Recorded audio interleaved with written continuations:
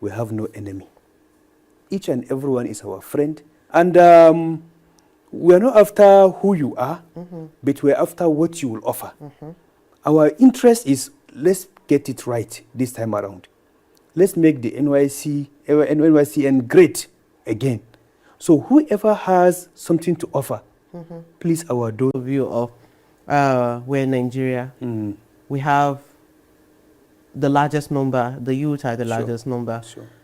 What are you trying to put in place, like to bring forth the youth empowerment, like at the forefront of this committee? Okay, you see, as I've said earlier, we have received a lot of goodwill.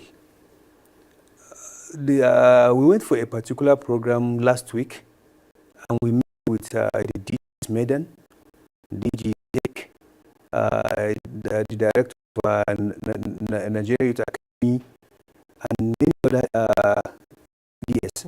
And they have given us their weights that we should come up with anything that will impact with. They are willing and ready to partner with us. A medical doctor friend he sent me a proposal of how Nigeria will benefit from medical outreaches. And we are just like 2 weeks. So all these things we have to get prepared. First at once, we already have our which is supposed to approve the members of the IM. So once we roll out those programs, I'm telling you, Nigerian youth will show that within this 1 year, they will benefit a lot. They will bring a lot of programs that will impact directly on the lives of Nigerian youth. Finally, as your 1 year mandate run its course, what would success look like for you? And would you like this interim committee to be remembered in the history of Nigerian youth?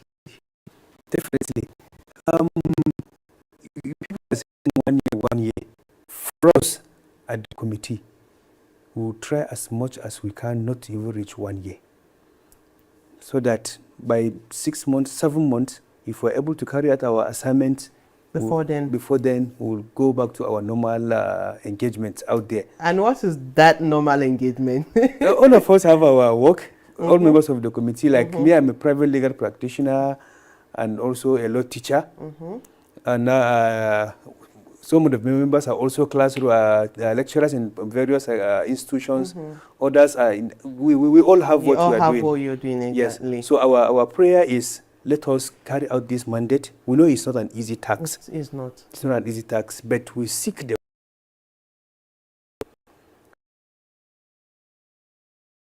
a strong and united.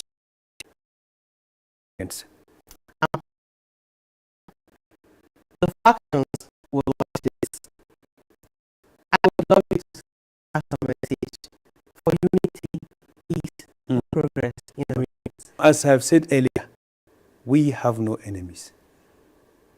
Faction, whichever one you come from, I do not know any of the faction leaders personally. Personally, I have never had contact with any of them, anytime, anywhere. Each and every one of you of the factions belong to us. Together and set the record straight and move on. We do something in S24. It's called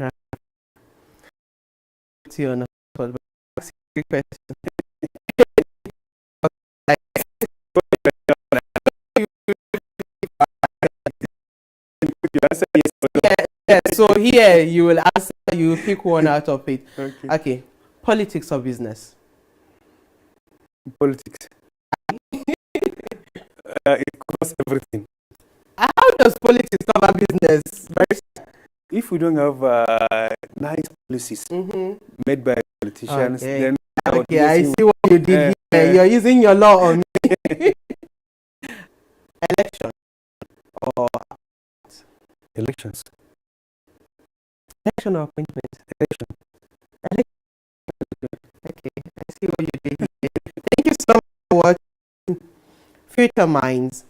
You had a conversation around NYCN and the interim committee that has been appointed by the federal government.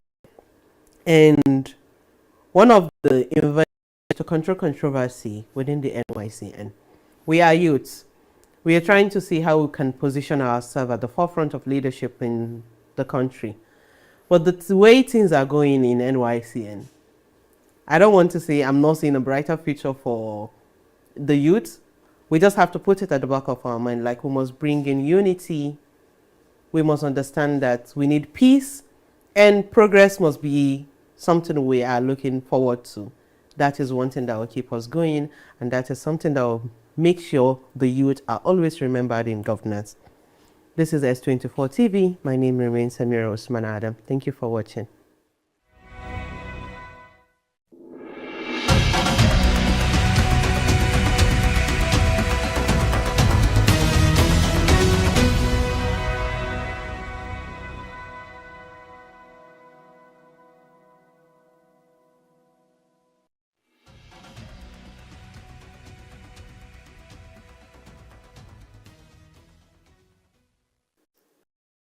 My name is John Costa, museum based in Leicester, United Kingdom. My vision was to create 10 documentary archives focused on recent wars and periods of political violence. Each one tells human stories behind global events that continue to shape our world.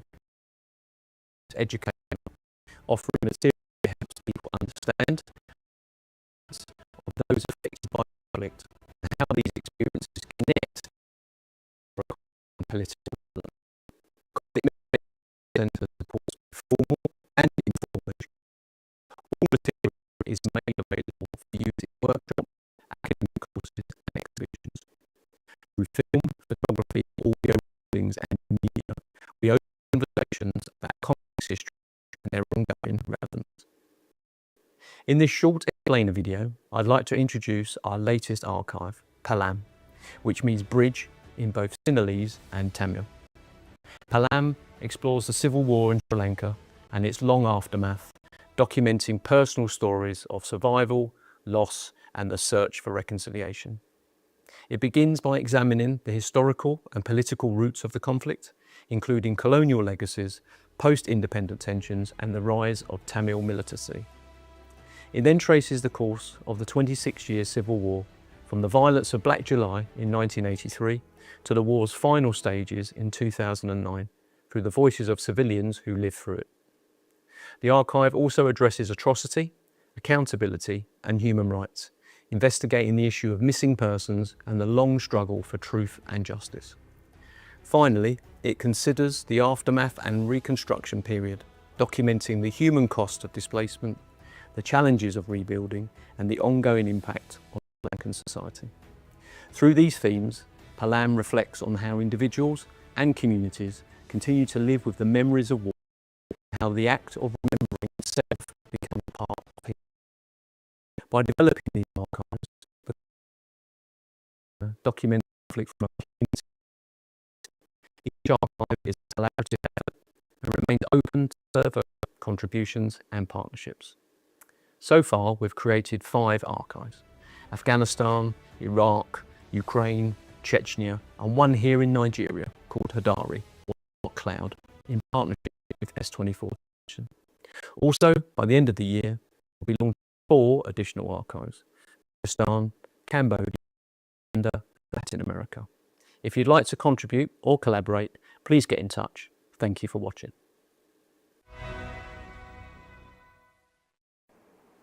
Do you remember Stella Obasanjo? She was Nigeria's first lady and the wife of former President Olusegun Obasanjo.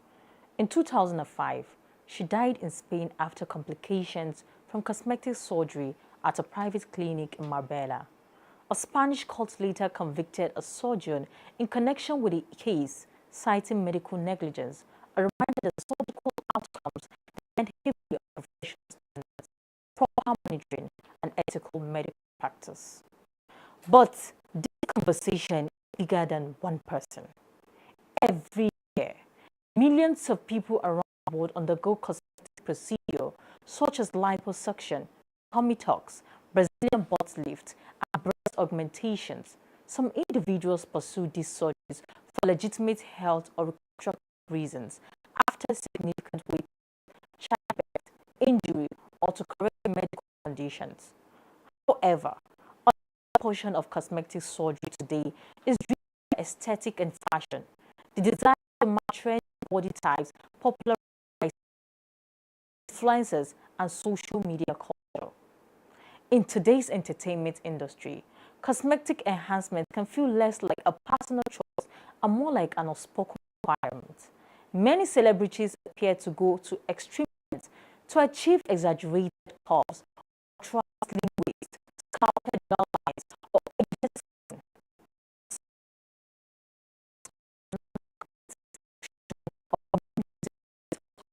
your appearance.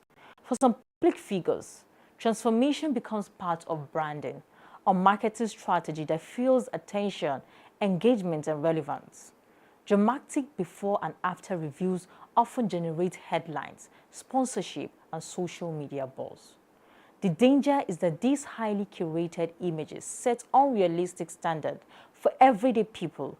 What is often presented as natural beauty may involve multiple procedures, strict maintenance, editing, lightning, and filters. The full story, the risk, the recovery pain, the complications, the revision is rarely shared as loudly as the glamorized results. The pressure behind this decision is powerful.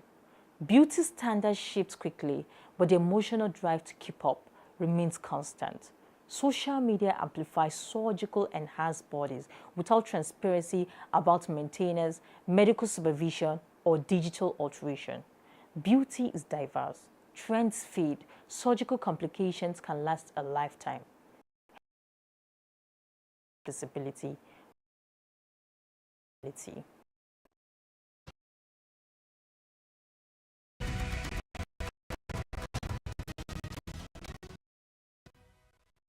A new tech frontier is emerging, and it's not Silicon Valley, it's Africa. As a continent, startup has solved problems that global giants ignored.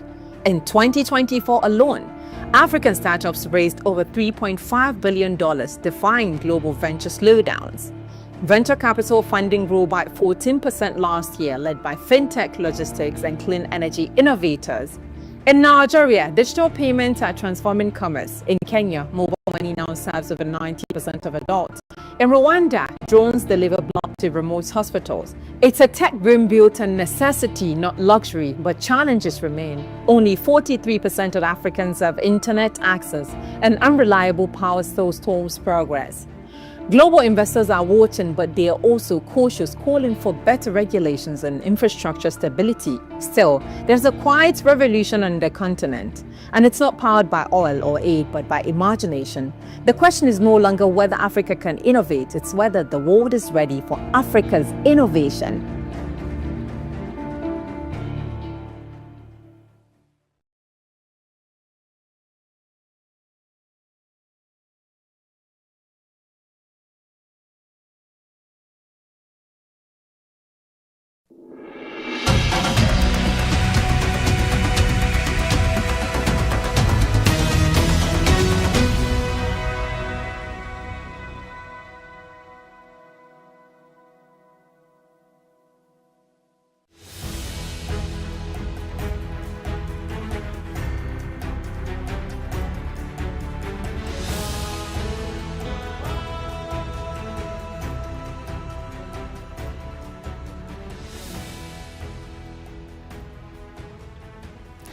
Hello and welcome to Creative Pulse on S24 television, where we celebrate the thinkers, dreamers and doers in the creative industry and its future. Today, our spotlight is on a young creative whose journey proves that art and activism can coexist beautifully.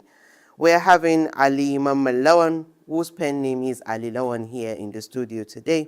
And let me say, we're diving into what took Ali Lawan to the creative world and what was his inspiration. Ali, thank you for coming and welcome to Creative Pulse. It's a pleasure having you here. Thank you for having me. I am very sure viewers will love to know who Ali Lawan is and what he does. My name is Ali Mamalon. I am a writer, an advocate, and sometimes spoken word artist. I studied accounting at Scala University, Nigeria, and I'm into I'm into leadership. I'm a 2024 LMI fellow and a global shaper. So that's pretty much. Okay. He studied accounting. He's a writer, an artist, and a youth leader. If you listen, he mentioned he was a fellow of the Legislative Mentorship Initiative. If I could recall, you served as a clerk in your parliament. That's correct. That's 2024? 2024, Exactly. yes. Thank you for coming. Go deep into what you do and your journey. You launched your debut novel the day you were graduating. Yes. It's both symbolic and let me say inspiring. But would love to know what made you have that thought that okay, I'm graduating today, let me release this book today. And if I am sure, the name of the book is Tears on a Red Rose. Exactly. So what was your inspiration? What made you think this is the right time for me to release that book? What was going on in your mind on that day, and how did the moment shape your creation? Okay, so firstly, the inspiration of the book was a trip we had in Abuja with my family, and it was New Year. But the first time, from his family, and then coming to Abuja for New Year was so we were all to watch the fireworks, and I remember exercise book then. It wasn't even a laptop. I wanted to write a book about family, and it somehow ended up being about two sisters who just went on a roller coaster journey to find each other. And I can say that the timing for the book itself, the plan for publishing the book was supposed to come earlier than Your the graduation. graduation, because I wrote the book in JSS3, so it took between finishing the book and actually publishing the book. I remember the plan for having it launched on my graduation was actually suggested by one of my teachers, Mr. Shaw, my literature teacher. I showed him the book. He was so excited, and he was like, "We have to launch the book here in the school on the graduation We day." cannot allow that cool talent to leave the school premises. And if I can say, you've told us the inspiration behind Tears on a Red Rose. How do you see storytelling as a tool for social or political change as a young activist or a young leader? I think storytelling is present in almost everything we do in the political space, climate change. We just have different forms, and people struggle to understand certain forms of it. But when you come down to art and literature and that kind of storytelling, it's something that people can connect with. It's kind of like social media. Billions of people on social media because everyone knows how to operate a phone and those notifications and etc. So when a lot of people connect with something, it automatically becomes a platform that can be used to shape their lives and push policies and effect positive change. So I see storytelling playing a very big role in that aspect. You move between literature, spoken word, and activism seamlessly. Sometimes if I see you, I'm like, oh, how do you balance creativity with advocacy? So it's creativity has always been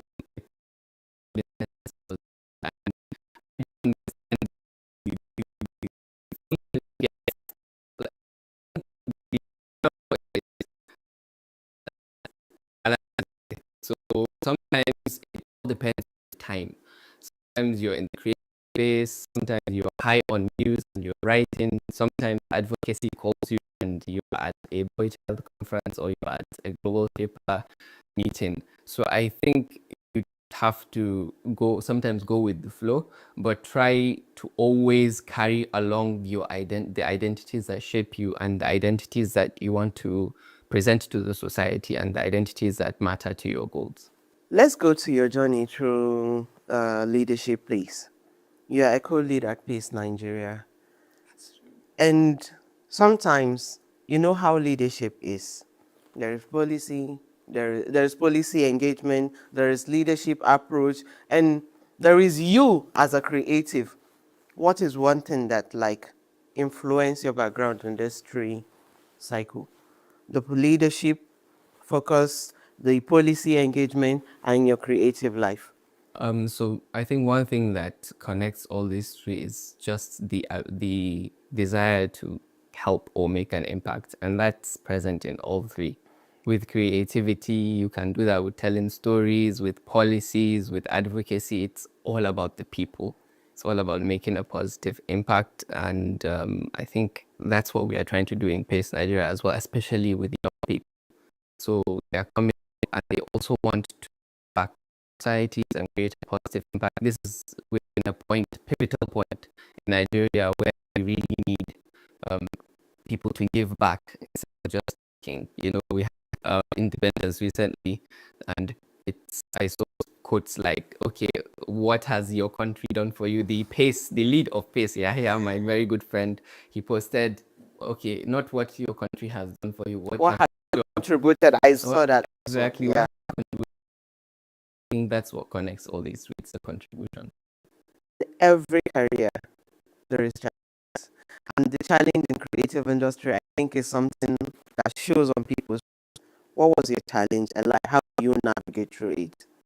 So one of the challenges is that okay, you people say okay, who will read your books? People don't read. You know, they don't take literature seriously, but I really did not put much focus on that. I think one of the main things is you have to trust in your craft. Of course, one of the major challenges you face starting off is finding an environment. So I started off the journey very lonely. I started off alone and very young. There were not many creatives around me. I was just, dabbling. But now we have a lot of platforms. Then they were very minimal. But now we have a lot of platforms. You see people, Capfest, Hiba, kind of boom now. So yeah, that challenge kind of being addressed in a way. And I think one of the challenges I also faced is where to go in terms of poetry and prose.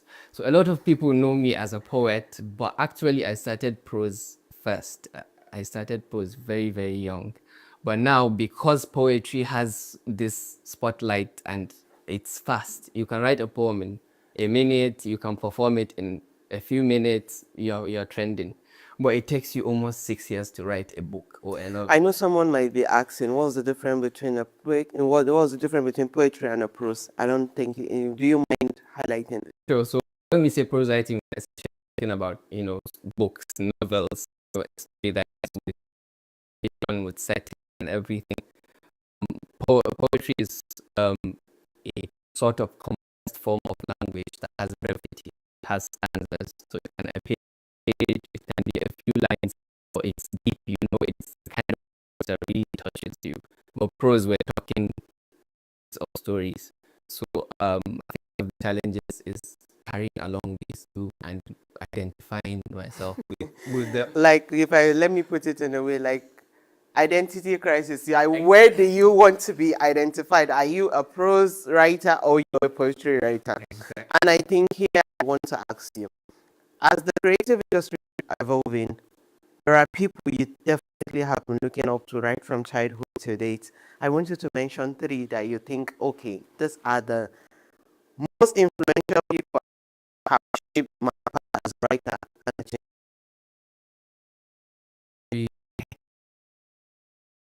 You and a lot of have shaped you, but I would say Rhea would be one of the first. She's the founder of FLP, and FLP to be one of the first platforms that I joined, and that's where I got to brew my poetry as well. I really look up to because she's someone balanced in her medical career and her poetry, and she writes very, very beautifully. And I would say, I'm tempted to mention my friends. I don't No. no friends. No friends. No friends. Okay, the creative industry. There's Kalb Salim. I admire Kalb Salim. No, Kab Salim, I don't know why. He loves poems. Is he love poems, I would say. And like, I think, let me keep quiet before Kab sue me. Yeah, Kalb has I have to mention that his spoken word, yours sincerely, was my inspiration to getting into spoken word. Wow. And I told him, and he was like, "Wow, I didn't know." But he's someone, even beyond the creative space, he's a very influential figure, and I really look up to him.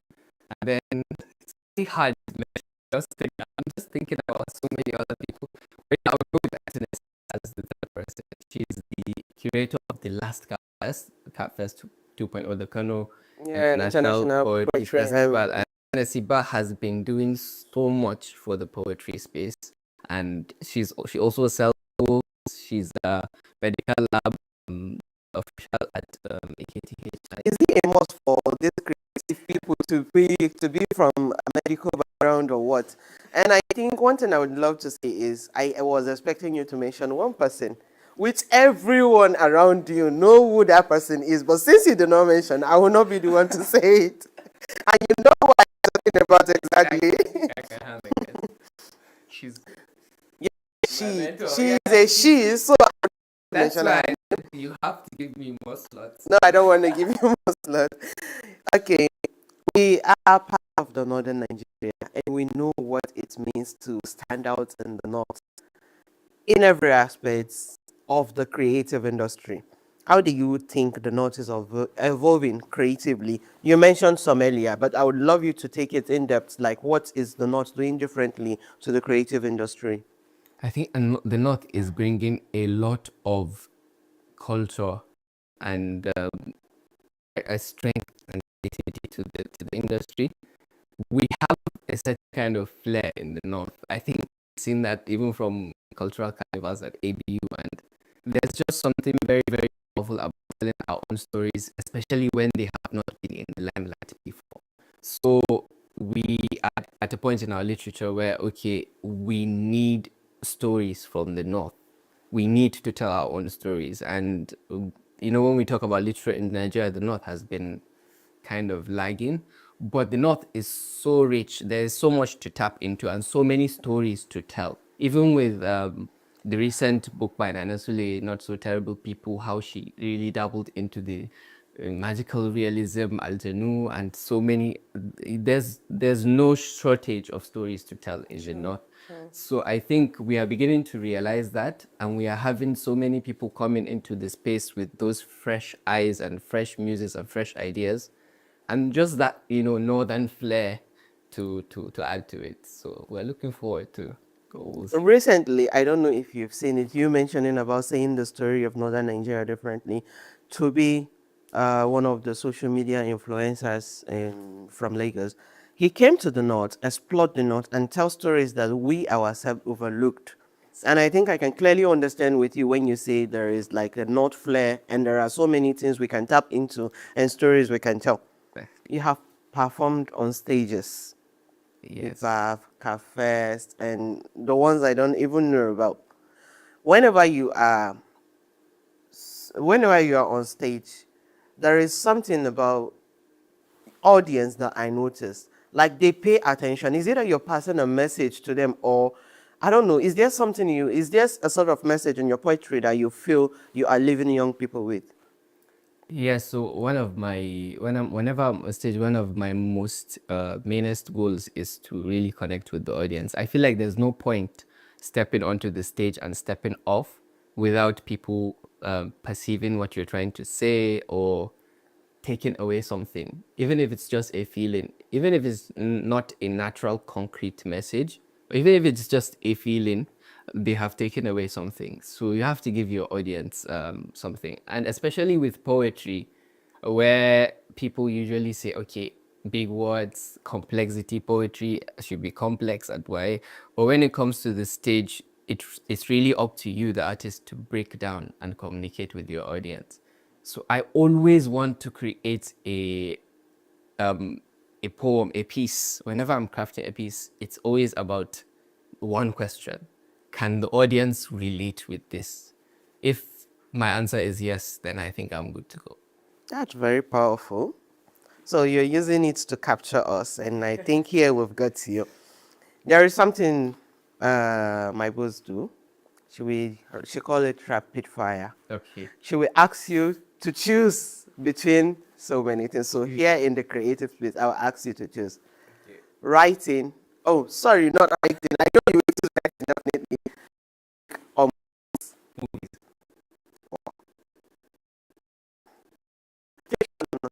Fiction. the last part of rapid fire. If you have to choose, if you have between Nana Sule and Alhani Islam, who will you choose? This one is so tough. Yes. So tough. You have to choose one person. I don't want consideration, like just one person. And I have to. Yes, you have to choose Nana Sule or Alhani Islam. Yeah, they're my favorite. Both of them. No. Let me. I'll vote on that. Definitely, that's who you're going to be choosing. And I think it takes me to my last question. Between your civic roles, writing, and performance, how do you stay grounded and consistent in your creative process? So the creative process is it's a whirlwind. It's a whirlwind because you can go a week writing poems every day, and then you can go a month with no muse. But I think one of the most important things to remember is your identity is always there, and the world is ready to hear you wherever you need to speak. So that remembering these things keeps you grounded, and especially when you have, I think it's important to be intentional. Treating literature like any other project. I think that's what I learned. I cross over from my civic roles, advocacy, into the creative spaces, the civic roles, the planning. We're still in the planning stages of this. So we need intentionality and we need planning. So if you bring some of that intentionality and planning into your creative process, sometimes you have to force things. You can start a poem, 5 lines. You don't feel like you want to write it anymore. But sometimes you have to push. And with books as well, prose is very, very hard to keep up with. But if you can bring some of that intentionality and planning, I think it will help you be grounded. What's next for Alila One? Global Shapers. I don't understand Global Shapers. Like, is there any project we should be expecting, a book or an initiative that you think is coming? So I said Global Shapers because that's the next step in the civic aspect. Okay. I recently got accepted into the Abuja Hub, and we are looking forward to so many more projects. But if you're asking about literature, then you should be expecting more poetry, more prose. I'm not going to let up on either of them. How do you handle creative block? Creative block. So I handle them very differently for the two genres, for poetry and for prose. For poetry, I really don't have a concrete way. I actually wait for the muse. I actually really need to connect with my emotions and my environment in order to write. So when that doesn't happen, I just try to, remove that. Instead of focusing on the poetry itself, you have to remove the surrounding, the mental blocks, Yeah. Maybe go for a walk, maybe meet up a friend, just kind of free yourself. The actually inside you, there's just something that has to stopping them from coming out. For prose, I don't pay much attention to the mental sides of things, because I treat it like any other project. I just have to hit this word count, 200 words. But sometimes it doesn't work as well, and you have to treat it like poetry. You have to clear your head. So it's all about reconnecting with yourself. It's all about freeing your mind and maybe having some tea or yahuza or suya or something. Okay, thank God you're the one that says, not me. And I think at this point, I will say thank you very much for coming to S24 TV, and we look forward to having you to discuss more of the creative industry. At this point, I want to say thank you everyone for watching. This is Creative Pulse on S24 Television. My name is Samira Usman Adan, and I will be your host for this amazing show all the time. Thank you.